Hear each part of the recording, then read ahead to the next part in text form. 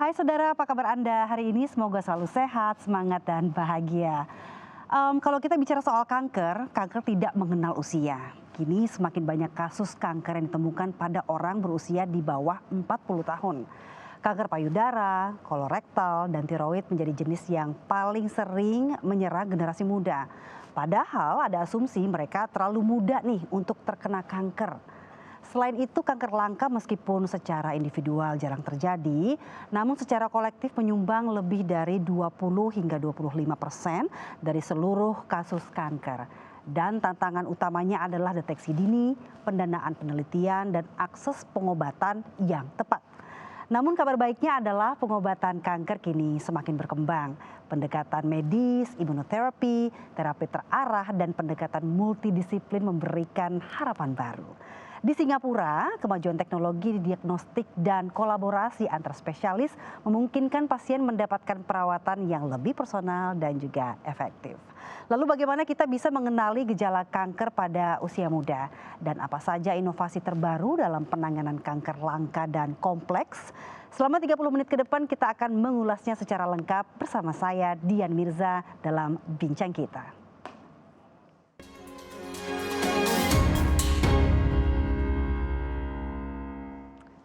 Joining with us now at the Kompas TV studio, Dr. Valerie Young, medical oncologist from OncoCare Cancer Center, Singapore. Hello, doctor. Hi, Dian. Thank you for taking this interview. My How are you? pleasure, thank you.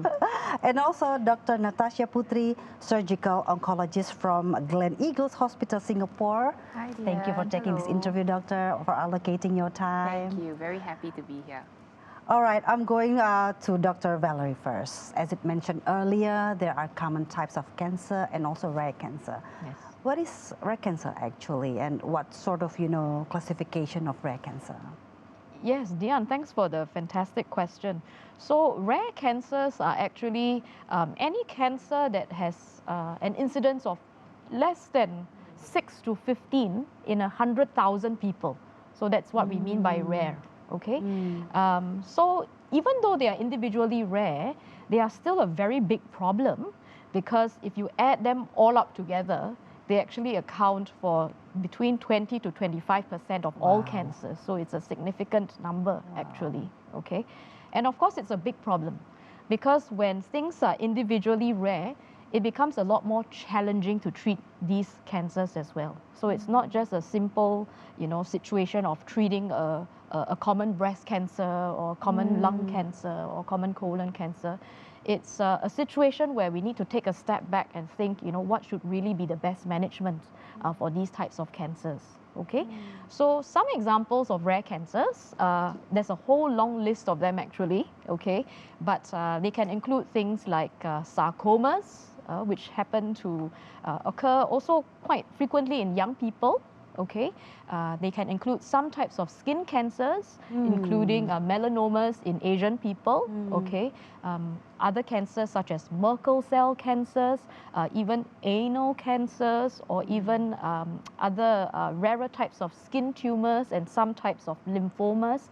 So again, there's a long list of many of these types of tumors. And I think what is also important to note is that some of these less common cancers, okay, actually are occurring in younger people. Okay, so I think that's also what is a little bit more challenging to deal with, because I think in these younger individuals, first of all, we don't expect to have cancers. So it's true that it's the fact that, cancer is increasing in young people then? Yes, no, you are absolutely right, and it was not just an issue of the fact that we are detecting cancers earlier now, it is actually a real increase in people who are age 50 and younger, okay? And there seems to be a consistent increase. This isn't just a single blip as well. So I think collectively we see people of, Gen X, millennials as well. I'm a millennial myself. I think Natasha's a millennial too. And even in Gen Z, okay, we have patients at this age groups coming to see us, all right? In fact, the data shows that there's been an 80% increase in these types of cancers between the years of 1990 to 2020 for people under the age of 50 years old, okay? Yeah. What are the causes? Yeah, that's a great question again, Dian. So the causes for this are under active investigation, okay? Some of the known associations include things like just the fact that someone is a little bit more obese, so obesity is an associated cause with increased risk of cancer. Lifestyle factors, so having a sedentary lifestyle, alcohol use, and even stress can sometimes contribute to a higher incidence of these cancers. The other active area of investigation, which people are looking to a lot more these days, is the impact of the environment on the generation of cancers. So including things like the air we breathe, the water that we drink, okay, and even the microbiome. So the microbiome really refers to the population and types of bacteria that might be living on our bodies, okay, especially our guts. And that is also thought to contribute to whether or not we develop cancers in the younger age. However, there is an assumption, in public, saying that for young people generally, oh, I'm too young to have cancer. Your point of view, doctor? I completely agree with that point. I think all of us are far too young to get cancer. The thing is that, this may not be something that we like to hear. But at the same time, I think it's so important to not be scared. Actually, I think we should all be brave because these are things that we can tackle. And there are many, many things we can do to help ourselves. So, we talk about cancer prevention. There are good things we can do to try and prevent this from happening. But even if not, okay, it's so important that we detect this early. So early detection is so important as well because I think there's so much more that we can do if we were to detect this early. And of course, with this, the best treatment for cure is also equally important. Yeah, so I think don't be afraid. Yes, it's shocking, but we can deal with this. I need that sort of, positive vibes. Dr. Natasha, how would a young person know when they should see a doctor for possible cancer and what the signs that shouldn't be ignored? Sure. It is not easy to know early when you have something that might eventually turn out to be cancer or is already cancer. But I think some of the easy pointers and principles to remember would be first to get to know your own body well first, such that if there are any changes in the patterns of your regular rhythm, such as if there is any change in your appetite levels, in your energy levels, or you suddenly notice that I'm having problems sleeping, or my bowel habits are now very different, then you're very attuned to it early on.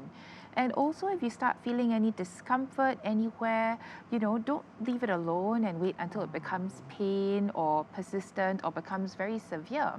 The second thing is to see if these symptoms don't go away after 2 to 3 weeks. They persist even after trying medicines, trying certain therapies, and it still doesn't work, it's still there. Do seek help early, or if the symptoms comes back and comes back more often, pay attention to what are the triggers or the patterns that makes these symptoms comes back. Basically, just remember, don't wait until you start developing systemic signs and symptoms. You lose weight, you start feeling very low, or the appearance of a lump or a nodule somewhere, then only then come to seek help, because those are often the indicators that it's later on in the disease already. Shouldn't be ignored then, yeah. So what's the uniqueness and what sort of challenges, especially when you face, when you're treating young cancer patients compared to the other one, to the older ones? Yes, for sure. The emotional impact of a cancer diagnosis on a young cancer patient is huge. It's very big. They go through an emotional roller coaster. They start going into denial sometimes. Why is it me? I'm too young to have cancer. Or they start getting very angry, and this anger is directed oftentimes not just at themselves or the doctors. It can be to their loved ones, their friends and family members as well. They can sink into depression and feel very sad and be very affected by it. Psychologically, the impact is huge on many, many aspects. Their body image confidence, if after going through therapy, they have reminders of scars of all the treatment that they went through, their perception or their self-identity is very closely linked to, I am a cancer patient, I have this disease all the time. It can also have a huge impact on their mental health, and important to remember that it's not just the patient that's afflicted that has all these issues, but the family members that's supporting them as well can also face these these challenges. All right, we're Yeah. gonna continue this very exciting topic, but we need to take a break for a little bit.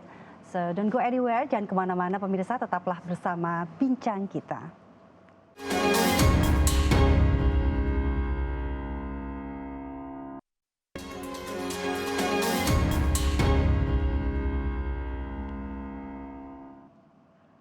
Terima kasih Anda masih bersama kami di Bincang Kita, masih bersama dengan Dr. Valerie Yang dan juga Dr. Natasha Putri.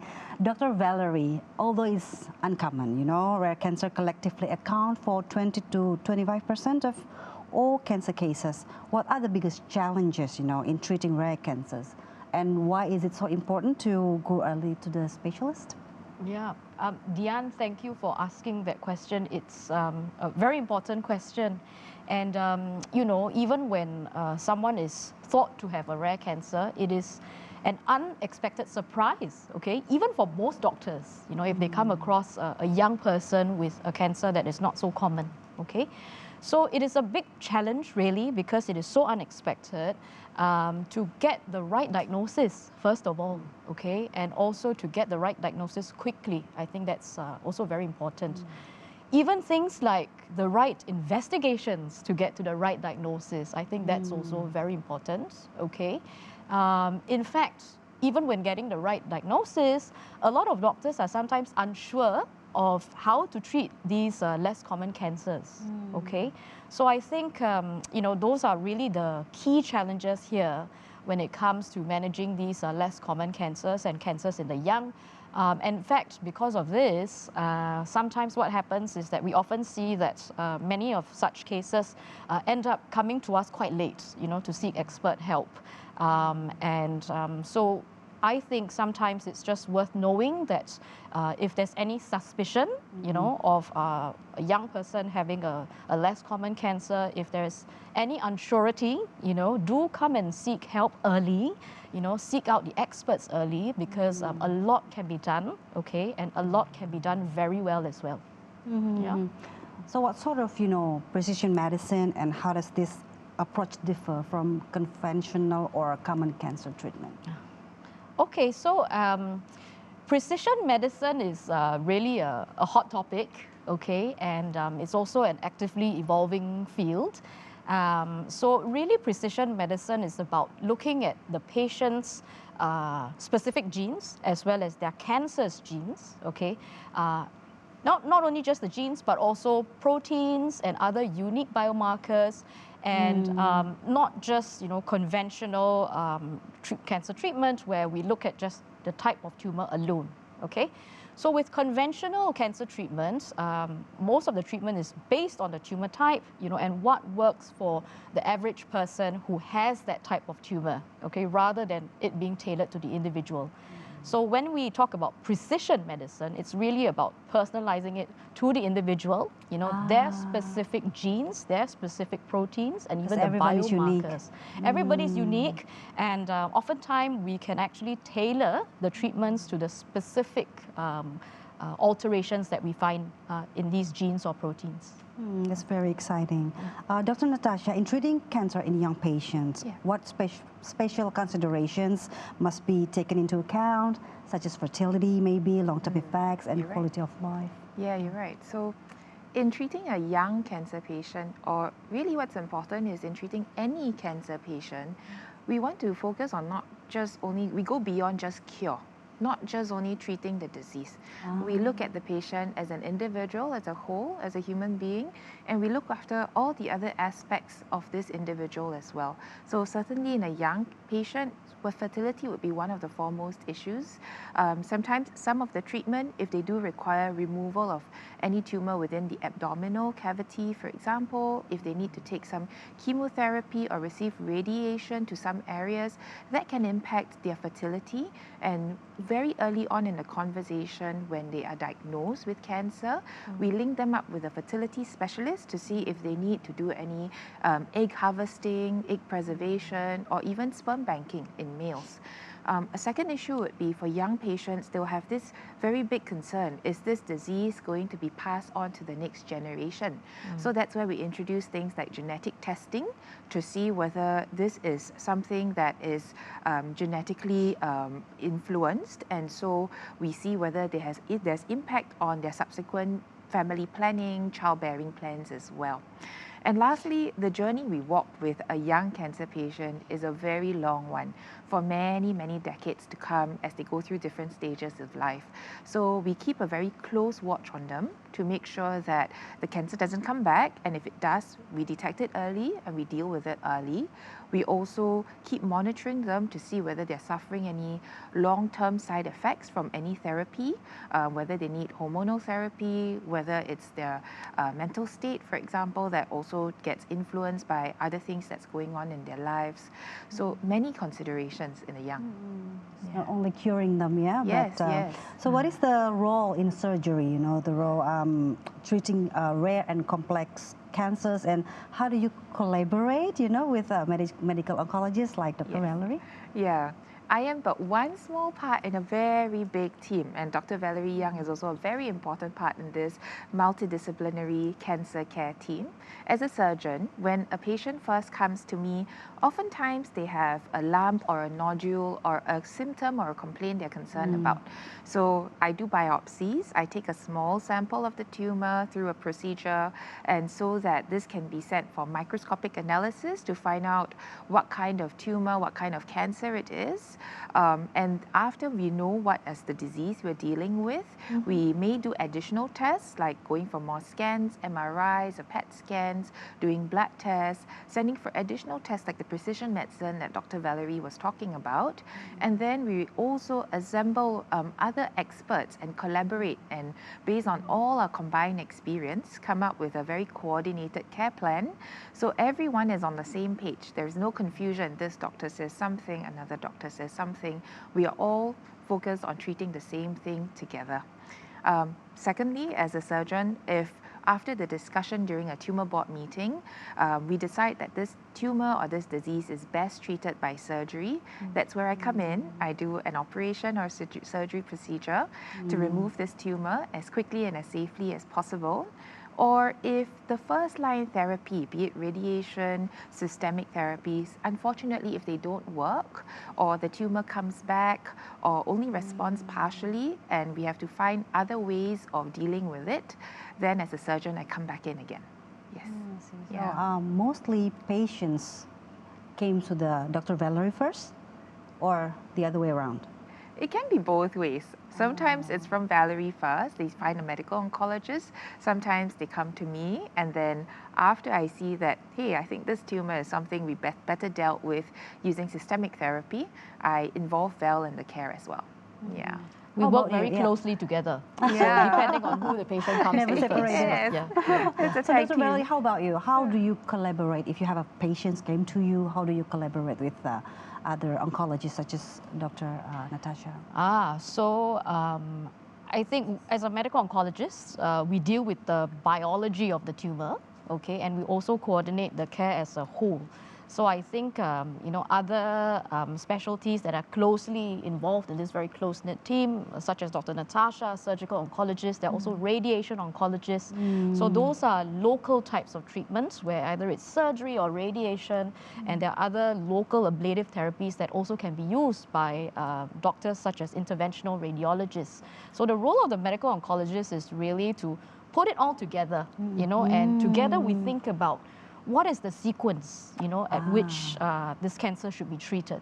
So a lot of cancers actually benefit from having, some systemic treatment upfront first. So whether it is chemotherapy, immunotherapy, or targeted therapies, sometimes we think about whether we can shrink down the tumors before they go for, definitive treatment with surgery or radiation, okay?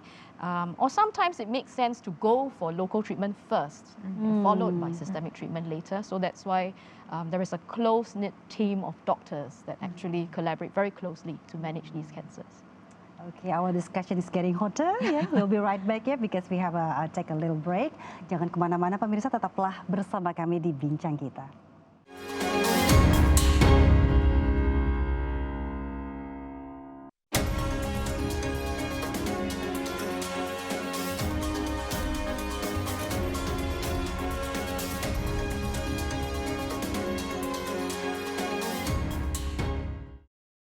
Terima kasih Anda masih bersama kami di Bincang Kita as we continue our conversation about cancer in young people and rare cancer. Dr. Valerie, what the latest innovations in cancer treatment, such as immunotherapy, targeted therapy, and liquid biopsy that will bring new hope to patients? Dian, thank you. That's a very big question actually, and somewhat long to answer, but I'll try to keep it short. So the good news is that actually there are so many new treatments today and so many new innovations. Thank you for bringing that up.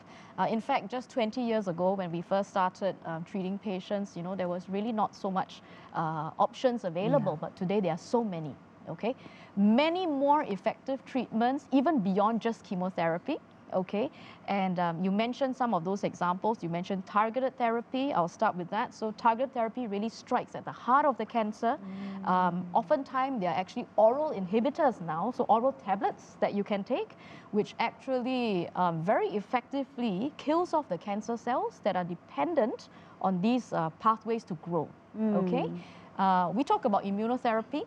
Okay, so immunotherapy is also very interesting. Immunotherapy that we use today really refers to immune checkpoint inhibitors. So what that does is that actually activates our T cells and makes sure that the T cells are able to kill cancer cells as effectively as possible. But that's just immune checkpoint inhibitors, okay? Don't forget we also have many options nowadays, including bispecific antibodies, tri-specific antibodies, even things like antibody drug conjugates, okay? In fact, there are also other immune cells in the repertoire of our immune system that can be used to target cancer cells, okay? So T cells is just one of them through immune checkpoint inhibitors, but we also have natural killer cells or NK cells, we have cell therapies, we have CAR T therapy. So I don't know if you heard of CAR T, chimeric antigen receptor T cell treatment as well. There are also mesenchymal stem cells that are actively under investigation, microbial vectors, even mRNA vaccines, which we rolled out very quickly for vaccination in COVID. But actually, the similar kind of technologies can be used and are actively being investigated in cancer treatment as well. Okay. So I'm very happy to say that actually we have many examples of patients who have been on these newer therapies that are now made available to patients, and side effect profiles are actually not high at all. Some of my patients in fact come to us saying, hey, Dr. Val, I don't even feel very many side effects at all. Are you sure you are giving me treatments? How come I don't feel side effects? But at the same time, they are responding so well. The pain that they initially had decreased. The tumors that we can see on the scans are also all reducing in size. Some of them even disappeared. So very good responses with sometimes minimal to even no side effects. So very happy to see that, with the newer treatments these days. Very rewarding, yes. It's so rewarding, and it's no longer a situation of, oh, doctor, I have cancer, I don't know what difficulties I'm going to undertake with the treatments. Things have really come a long way from 20 years ago. So not to be afraid, and I'm so happy that, this is the case for us today. Dian, you mentioned liquid biopsies. So I've just very quickly mentioned that as well. So liquid biopsies are an investigation which we can now use, where we don't always have to use invasive procedures to get at the tumor itself.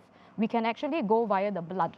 Okay, so a simple blood test can actually allow us to track response to treatments. Okay, I think the first thing is to see whether or not we can even pick up, the DNA that's from tumor that could be in the blood. Okay, so for example, in lung cancer, we can often pick up these DNA from the tumor that is in the blood. Okay, and we can match that to actually targeted inhibitors that we can take as an oral drug. Okay, what happens is that we can actually look at not only what mutations are there from the tumor in the blood, okay, we can also look at how that changes. Because as the tumors try to escape whatever treatment it is that we are giving to them, they start to develop new mutations. And so if we detect this early, what we can do is can then change treatment earlier, give them a different drug where they can actually cover both mutations at the same time.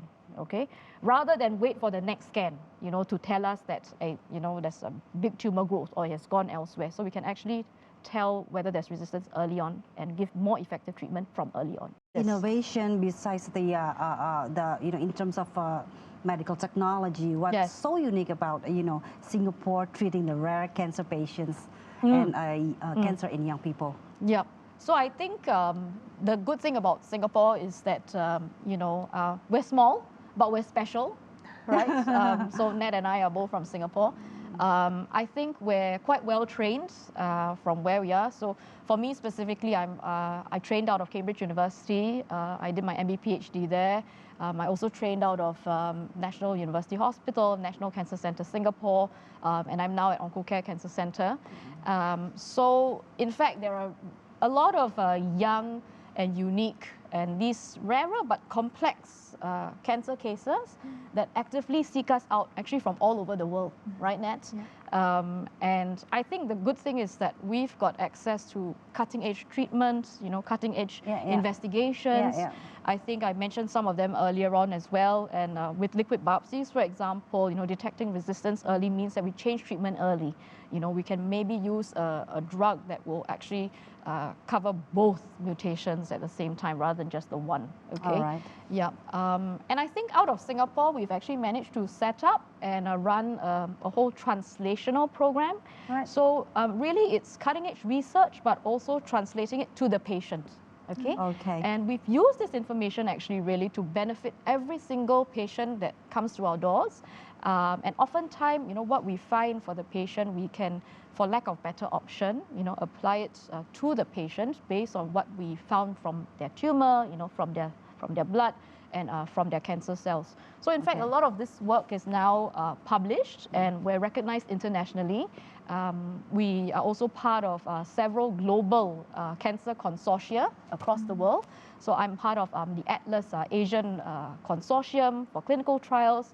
We're also involved with the the global actually EORTC and the Global Rare Cancer and Young People Cancer Groups. So really, it's not just cutting-edge treatments and best care, but I also just want to say that we really see every patient and journey with them individually throughout. All right. Okay, because like what we mentioned before, being young, and having a cancer and having something that is not so common, okay, is very, very challenging to anyone who is in that situation, So I think having the ability to seek out the right experts, who can deal with this is so important, just so that we minimize delays, we get the right things done, okay, and know that you're not alone, okay. We do this all the time, we know what to do, we know how to handle this, and I think it's so important that we take charge, of this patient's particular care. All right, we all know that, Doc. Dr. Natasha, as an Indonesian doctor practicing in Singapore, what can be learned from the healthcare system and multidisciplinary collaboration in Singapore? Just very brief. Okay. There's a very strong support that we get from the government in terms of public education. We have campaigns to raise awareness about what the common diseases, common types of cancers are, what symptoms to look out for, how to seek help early. There's also active participation by the members of the public themselves in terms of going for vaccination, going for screening. So all of that helps to just raise the healthcare standards as a whole.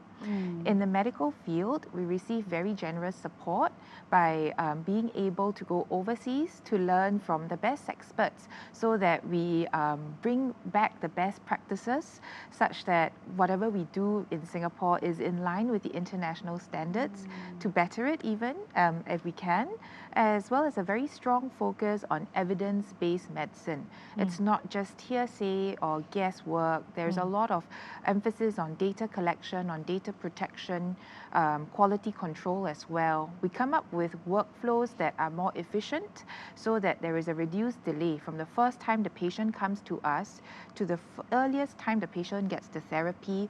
it's as minimized time as possible.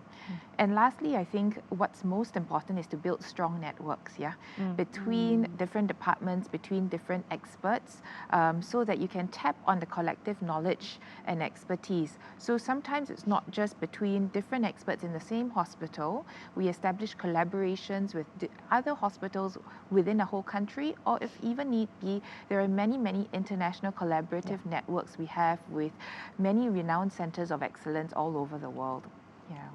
Any tips, Dr. Natasha, to you share? Can you share in public what early detection and awareness and to prevent and detect cancer early? Okay, maybe we'll just keep this simple and short so it's easy to remember. First, it's important to know that cancer, it's not just a disease of the old. It can happen to young people, it can happen to anyone. Two, if we already know what the risk factors are that increase the risk of cancer, avoid it. Don't smoke, no vaping, e-cigarettes, IQOS, reduce your alcohol intake, don't take any at all if possible, and start on the good habits when early, while you're still young. Regular exercise, healthy diet, go for vaccinations.